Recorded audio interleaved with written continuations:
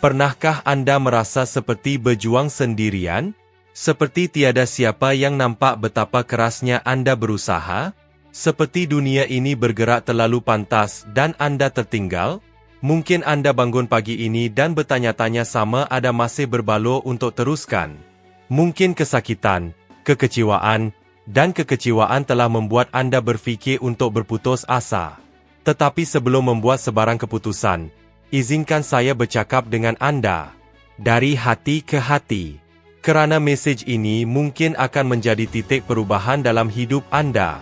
Pernahkah Anda merasai bahawa segala-galanya dan semua orang telah bergerak maju kecuali Anda? Pernahkah Anda merasakan bahawa Anda sedang berjuang melawan arus? Seolah-olah setiap langkah ke hadapan didorong 3 langkah ke belakang? Anda berdoa, menangis, mencuba, tetapi tiada apa yang berubah. Dan datanglah pemikiran yang licik, dingin, tajam. Adakah Tuhan telah melupakan saya? Sukar untuk mengakuinya, tetapi ramai yang sudah memikirkannya. Ada yang memikirkannya sekarang, sementara mendengar mesej ini. Keheningan Tuhan boleh menjadi sangat memekakan. Menunggu boleh terasa seperti satu zaman.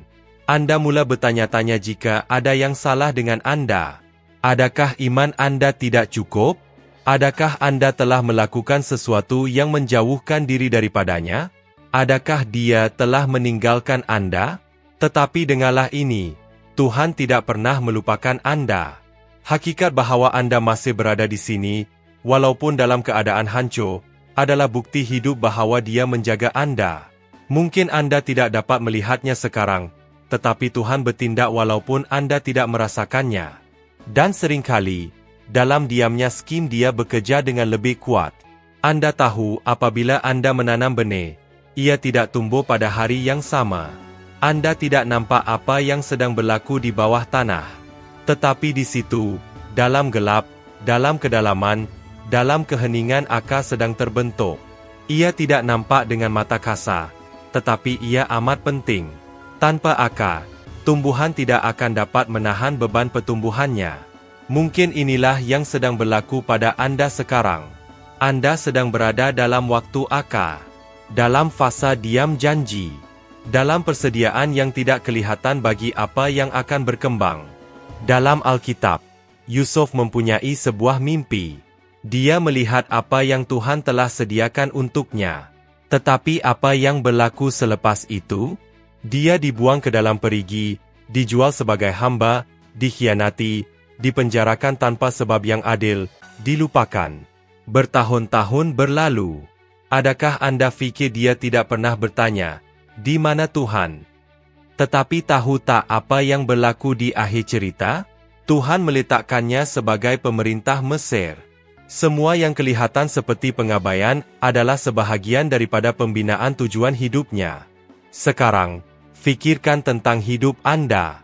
Berapa kali sesuatu yang kelihatan seperti penghujung, sebenarnya hanyalah permulaan bagi satu perubahan besar? Mungkin Anda kehilangan pekerjaan dan merasakan itu adalah penghujung. Tetapi selepas itu, Anda mendapat sesuatu yang jauh lebih baik, yang tidak akan pernah Anda cari jika tidak kehilangan pekerjaan sebelumnya. Mungkin seseorang telah meninggalkan hidup Anda dan Anda fikir itu adalah penolakan. Tetapi hari ini Anda menyadari itu adalah perlindungan. Tetapi masih ada hari-hari di mana kita tidak melihat semua ini. Ada hari-hari di mana bangun dari katil sudah menjadi satu perjuangan. Anda melihat ke siling dan berfikir, untuk apa teruskan? Kenapa semuanya salah bagi saya? Tetapi izinkan saya mengingatkan Anda tentang janjinya. Dalam Yesaya 49:16, dikatakan, "Lihatlah, aku telah melukis engkau di telapak tanganku, tembok-tembokmu sentiasa ada di hadapanku." Anda berada di tangannya. Itu bukan metafora. Itu adalah kebenaran. Apabila Tuhan berkata bahawa kita dilukis di telapak tangannya, Dia berkata, "Aku menggendong kamu bersamaku. Aku melihat kesakitanmu. Aku tahu perjuanganmu. Dan aku ada di sini." Skim sebabnya Anda tidak boleh berputus asa sekarang. Berapa banyak perkara yang telah Anda atasi hingga ke tahap ini? Berapa banyak malam yang penuh dengan tangisan yang telah Anda lalui? Berapa banyak situasi yang kelihatan mustahil yang telah Anda harungi? Adakah Anda benar-benar fikir Anda sampai ke sini secara kebetulan? Dan jika saat ini, ketika Anda merasa ingin menyerah, mungkin skim saatnya di mana Tuhan sedang bersiap untuk bertindak? Banyak orang berhenti satu hari sebelum keajaiban terjadi. Satu langkah sebelum jawaban datang. Saya tidak tahan lagi sebelum perubahan besar. Dan Anda? Adakah Anda akan membiarkan pemikiran gelap ini menghalang Anda sekarang? Ramai orang terkenal yang kini menjadi inspirasi, pernah melalui masa-masa suka seperti ini. Sebagai contoh, penyanyi Demi Lovato pernah melalui pengalaman emosi yang sangat berat. Dia berjuang dengan ketagihan, gangguan mental, dan krisis identiti. Dia hampir mati. Dan ketika semua orang fikir dia akan hilang, dia bangkit semula. Apa yang dia katakan? Dia berkata bahwa dalam saat-saat yang paling gelap, satu-satunya perkara yang membuatnya bertahan adalah iman bahwa Tuhan masih belum selesai dengan dirinya. Ini juga untuk Anda. Tuhan masih belum selesai dengan Anda. Dan jika Anda rasa Anda sudah tidak mampu lagi, tidak mengapa. Disinilah Tuhan masuk dengan kekuatan yang Anda tidak miliki. Rasul Paulus berkata, "Apabila saya lemah, saya kuat." Kerana kekuatan Tuhan nyata dalam kelemahan kita. Tidak salah untuk merasa lemah. Tidak salah untuk merasa ingin menyerah. Kesalahan adalah percaya bahwa kesakitan hari ini akan kekal selamanya. Kerana ia tidak akan kekal. Ia akan berakhir. Ia ada tujuannya. Ia ada fungsinya untuk membentuk Anda. Pernah dengar tentang emas? Ia hanya menjadi perhiasan setelah melalui api. Dan semakin tulen emas itu, semakin tinggi suhu yang perlu ditanggungnya. Anda sedang dibentuk oleh Tuhan yang tidak akan membuang apa yang Dia cipta dengan tangannya sendiri. Anda terlalu berharga untuk dibuang di tengah-tengah proses ini. Jadi, ini adalah cabaran untuk Anda. Selama 7 hari yang akan datang, setiap hari, sebelum tidur, tuliskan 3 perkara yang Anda syukuri. Walaupun hari itu sukar. Walaupun segala-galanya tidak berjalan seperti yang diinginkan. Walaupun ia hanya saya masih bernafas hari ini, atau saya berjaya keluar dari katil. Ini akan melatih hati Anda untuk melihat penjagaan Tuhan dalam perkara-perkara kecil. Dan apabila Anda mula menyedari tindakan-tindakan kecil Tuhan, Anda akan melihat bahwa Dia tidak pernah meninggalkan Anda. Dia hanya sedang mempersiapkan Anda. Dan yang terbaik masih akan datang. Bukan kerana kekuatan atau kebetulan, tetapi kerana Tuhan masih menulis cerita-cerita bahagia. Dan cerita Anda masih belum berakhir. Pernahkah Anda berkata kepada diri sendiri, "Saya tidak tahan lagi"? Pernahkah Anda merasa seolah-olah hidup meletakkan beban yang terlalu berat di atas bahu Anda sehingga bernafas terasa seperti usaha yang sangat besar? Anda melihat ke depan dan hanya melihat bel, masalah, diagnosis, kekecewaan, kesunyian. Dan Anda mula berfikir, mungkin saya tidak sekuat yang saya sangka. Tetapi tahukah Anda?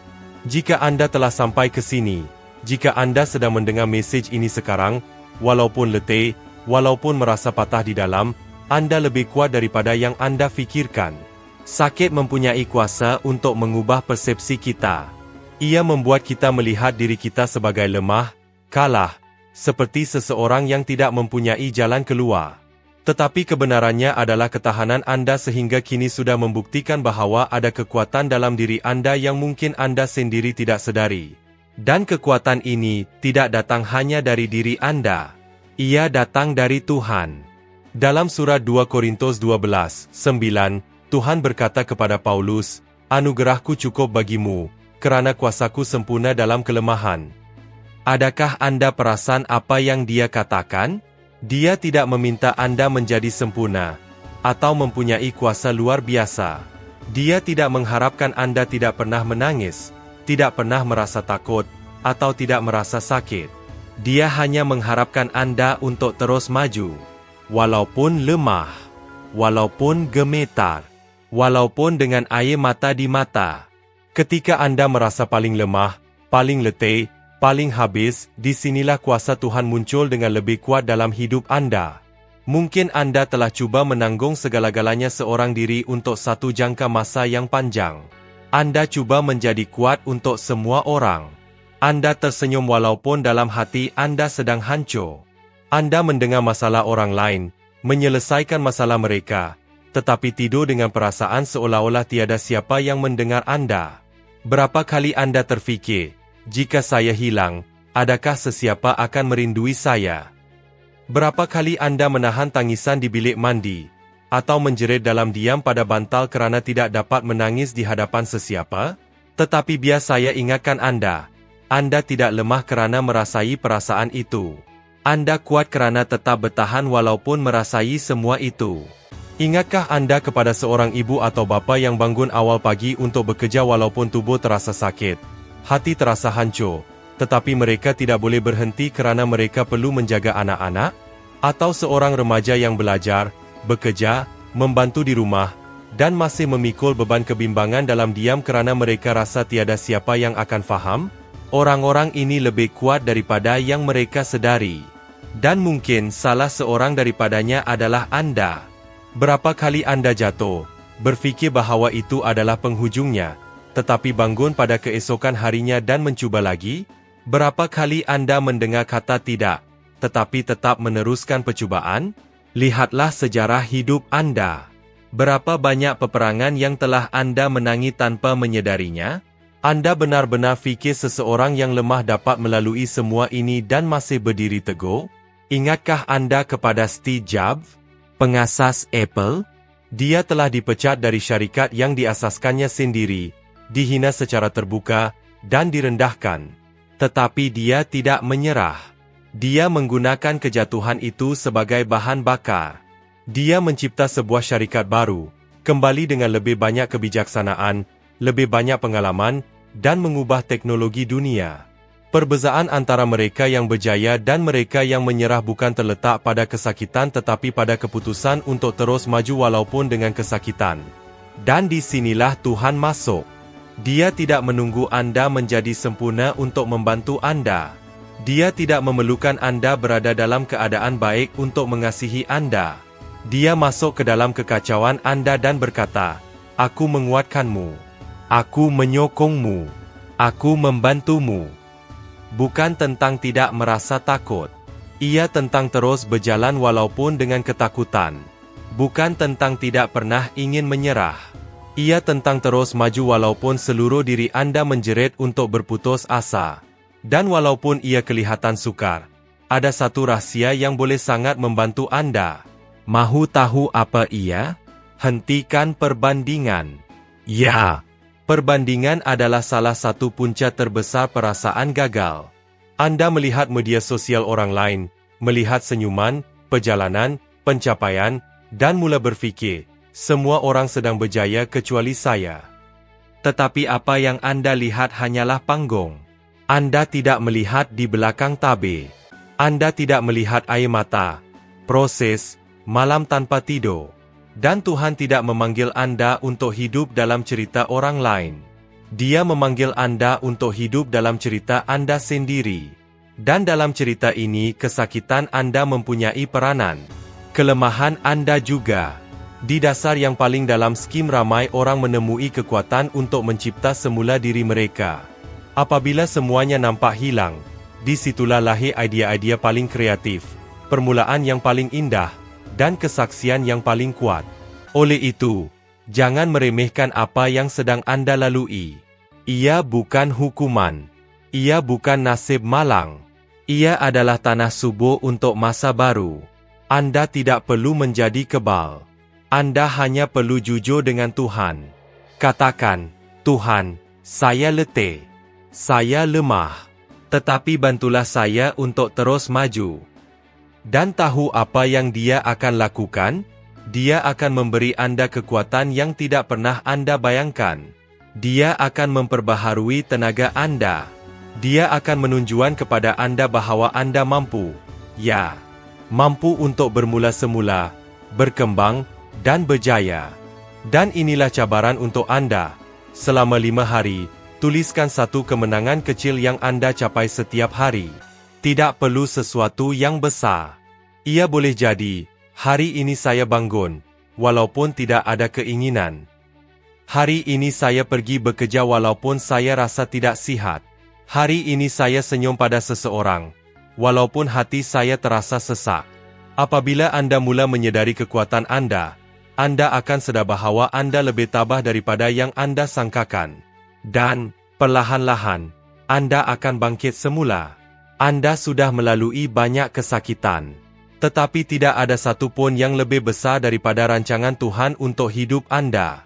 Dan percayalah, Anda akan mengingati fasa ini sebagai babak yang paling kuat dalam sejarah hidup Anda. Ada masa dalam hidup di mana segala-galanya di dalam diri kita menjerit mencari kelegaan. Kesakitan seolah-olah tidak berkesudahan. Penderitaan berjalan hari demi hari, seolah-olah jam berhenti pada bahagian yang paling gelap dalam sejarah kita.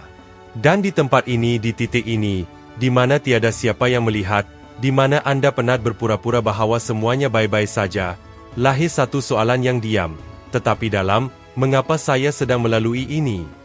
Sukar untuk difahami. Sukar untuk diterima bahawa kesakitan boleh mempunyai makna. Kita diajar bahawa kebahagiaan adalah tujuan, bahawa segala yang menyakitkan perlu dielakkan. Tetapi bagaimana jika kesakitan skim yang sedang mendorong Anda ke arah tujuan yang Tuhan ada untuk hidup Anda? Kebenarannya adalah tiada siapa yang berkembang dalam keselesaan. Mukjizat-mukjizat terbesar dalam Alkitab lahir dari kesakitan.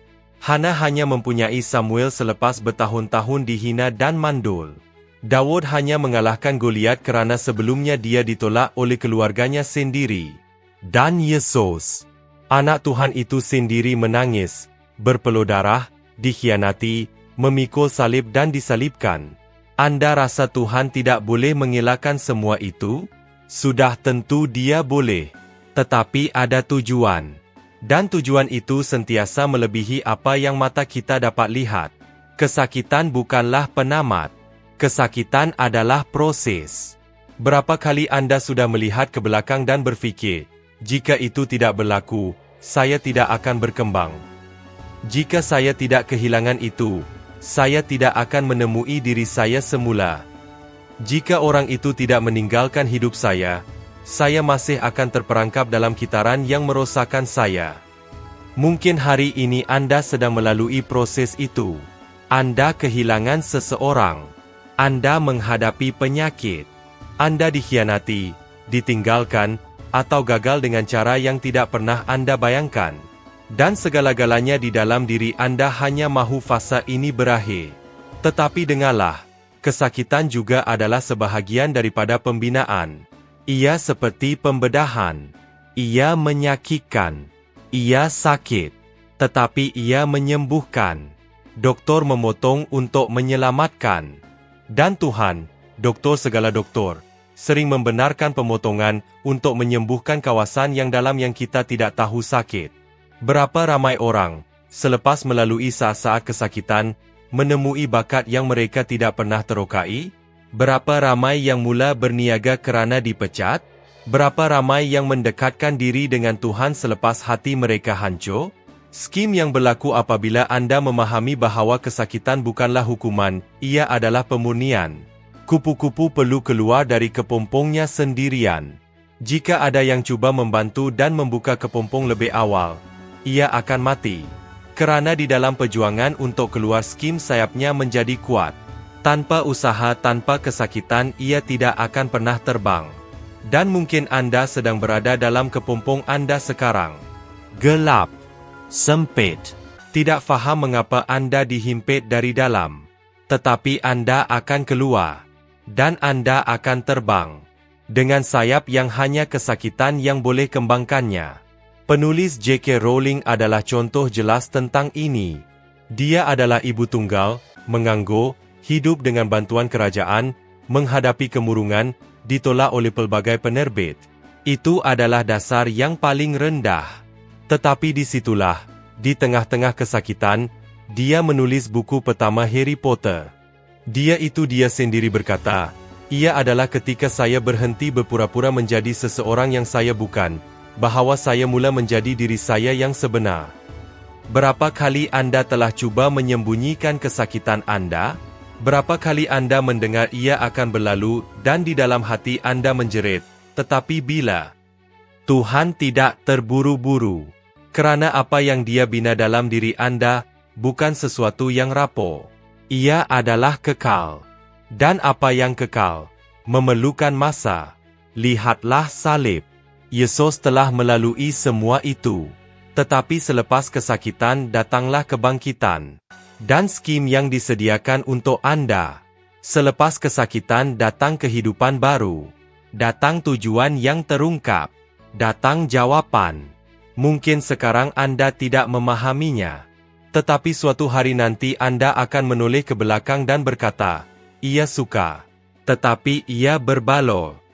Ia menyakitkan. Tetapi ia mengubah saya. Saya rasa saya akan mati, tetapi di sana adalah tempat saya mula hidup dengan sebenar. Jadi, tolonglah jangan sia-siakan kesakitan Anda. Jangan lari daripadanya. Belajarlah daripadanya. Tanya diri, apa yang ia cuba ajar saya? Di mana bahagian hidup saya yang saya perlu berkembang? Kesakitan menjerit tetapi Tuhan berbisik. Dan kadang-kadang, di tengah penderitaan, skim ketika kita mendengar suaranya lebih jelas daripada sebelumnya. Ini adalah jemputan. Selama seminggu, luangkan 15 minit dalam sehari untuk duduk diam di hadapan Tuhan. Tanpa meminta apa-apa. Hanya berkata, bercakaplah dengan saya, Tuhan. Tunjukkan kepada saya apa yang Engkau ingin saya pelajari dari fasa ini. Anda akan terkejut. Kerana Tuhan berbicara di tengah badai. Dan jika Anda peka, Anda akan menyadari bahawa Dia sedang mengajar Anda untuk berenang di air yang dalam. Anda tidak dicipta untuk lemas. Anda dicipta untuk menyebirang. Dan akhirnya, Anda tidak akan keluar dari kesakitan ini seperti Anda masuk. Anda akan keluar lebih kuat, lebih matang dan lebih dekat dengan tujuan yang Tuhan ada untuk Anda. Ada hari-hari ketika semuanya terasa hilang makna. Anda melihat sekeliling dan tidak melihat jalan keluar. Anda melihat ke dalam dan tidak menemui kekuatan. Dan, di dalam hati, Anda mula mempercayai bahawa cerita Anda telah berakhir. Bahawa bab yang sukar yang Anda lalui ini adalah titik noktah. Bahawa impian itu sudah tamat.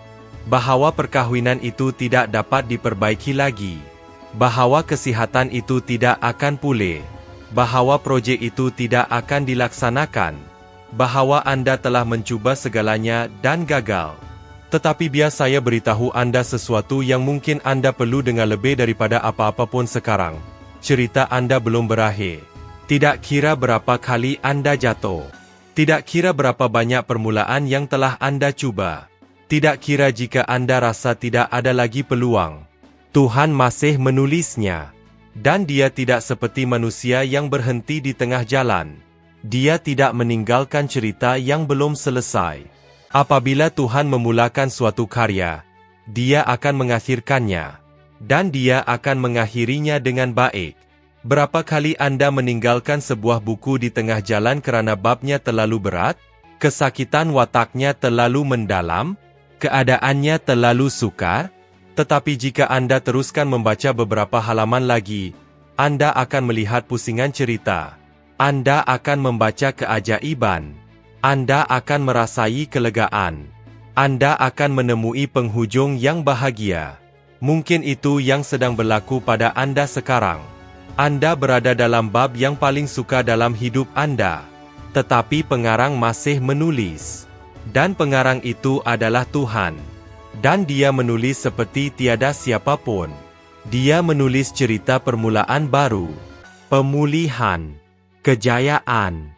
Dalam Alkitab, pemazmur Daud berkata dalam Mazmur 35, tangisan boleh bertahan sepanjang malam, tetapi kegembiraan datang di pagi hari. Malam itu mungkin kelihatan panjang, sejuk, senyap. Tetapi ia tidak kekal. Ia akan berlalu. Dan fajar akan tiba, pasti datang. Dan apabila ia tiba, semuanya mula berubah. Mungkin hari ini Anda merasa letih untuk mencuba. Mungkin Anda telah meletakkan harapan yang terlalu tinggi pada sesuatu yang tidak berjaya.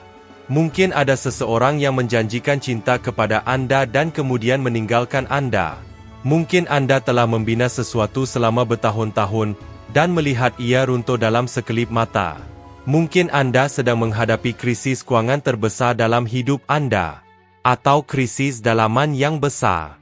Dan Anda merasa seperti tiada siapa yang memahami Anda. Seolah-olah tiada siapa yang melihat Anda. Seolah-olah Anda tidak wujud. Tetapi dengar dengan teliti, Tuhan sedang melihat, dan Dia masih belum selesai. Pernahkah Anda merasakan segala-galanya runtuh? Kadang-kadang, itu bukanlah penghujung. Itu adalah Tuhan yang sedang membina semula mengikut caranya.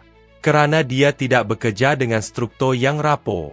Dia meruntuhkan apa yang tidak kukuh untuk membina sesuatu yang lebih kukuh di atas batu karang. Sesuatu yang dapat bertahan dengan masa, kesakitan, dan ribut kehidupan. Pernahkah Anda melihat pembaikan? Pembongkaran itu jelek, bising, kacau. Tetapi tiada siapa yang memulakan pembaikan dengan mengecat dinding. Ia dimulakan dengan meruntuhkan. Kerana adalah perlu untuk membuang apa yang telah rosak, untuk membina sesuatu yang baru dan lebih baik. Dan mungkin apa yang Anda alami sekarang adalah ini. Satu fasa perobohan, kekeliruan, kehilangan. Tetapi itu tidak bermakna kehancuran. Ia bermakna pembaharuan. Anda mungkin tidak nampak sekarang. Anda mungkin tidak faham. Tetapi Tuhan sedang menulis semula kisah hidup Anda. Dan apa yang akan datang jauh lebih besar daripada segala yang telah berlalu. Berapa ramai orang hari ini yang bersinar, tetapi suatu ketika dulu mereka hampir menyerah? Berapa ramai orang hari ini yang memberi inspirasi, tetapi pernah diragui?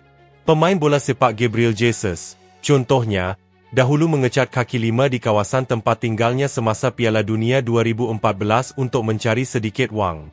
Dia hanya seorang budak muda dengan impian. 4 tahun kemudian, dia bermain di Piala Dunia bersama pasukan kebangsaan Brazil. Bayangkan jika dia berhenti? Bayangkan jika dia percaya itu adalah penghujung kisah hidupnya? Dan Anda? Adakah Anda akan berhenti sekarang? Jangan biarkan kesakitan masa kini menutup masa depan yang masih akan datang. Anda lebih besar daripada krisis Anda. Anda lebih kuat daripada kehilangan Anda. Anda lebih mampu daripada yang Anda sangka. Mungkin apa yang Anda hadapi sekarang cuba membuat Anda lupa siapa Anda. Tetapi Tuhan mengingatkan Anda dicipta dengan tujuan. Anda adalah anak. Anda adalah anak perempuan. Anda berharga. Dan tahukah Anda apa lagi? Langit tidak menulis kisah tanpa tujuan. Setiap bab dalam hidup Anda sedang dicatat oleh Tuhan yang melihat segalanya. Dia melihat ketika Anda menangis dalam diam. Dia melihat ketika Anda berkata, "Saya baik-baik saja," tetapi dalam hati Anda hancur. Dia melihat ketika Anda hampir berputus asa tetapi masih bangkit keesokan harinya. Jadi, mengapa Anda rasa Dia akan biarkan kisah hidup Anda berakhir begitu sahaja? Ia tidak berakhir dalam kesakitan. Ia tidak berakhir dalam kehilangan. Ia tidak berakhir dalam keraguan. Anda akan tersenyum lagi. Anda akan mencintai lagi. Anda akan membina semula.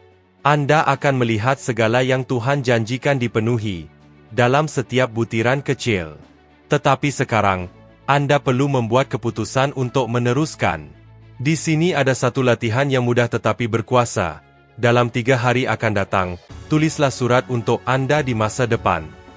Ceritakan tentang bagaimana perasaan Anda hari ini, tentang segala yang sedang Anda hadapi. Tetapi kemudian, tulis juga apa yang Anda harapkan untuk hidup, apa yang Anda percaya Tuhan akan lakukan. Nyatakan dengan iman, seolah-olah Anda telah menang. Dan simpan surat itu. Kerana suatu hari nanti, Anda akan membacanya semula, dan Anda akan menyadari bahawa apa yang dulunya hanya iman kini menjadi kenyataan. Anda tidak sampai di sini tanpa sebab. Tuhan telah menyokong Anda sampai sekarang, bukan untuk meninggalkan Anda di tengah jalan. Anda bukan draft. Anda adalah karya seni yang sedang dibentuk. Dan halaman paling indah dalam kisah hidup Anda masih akan datang.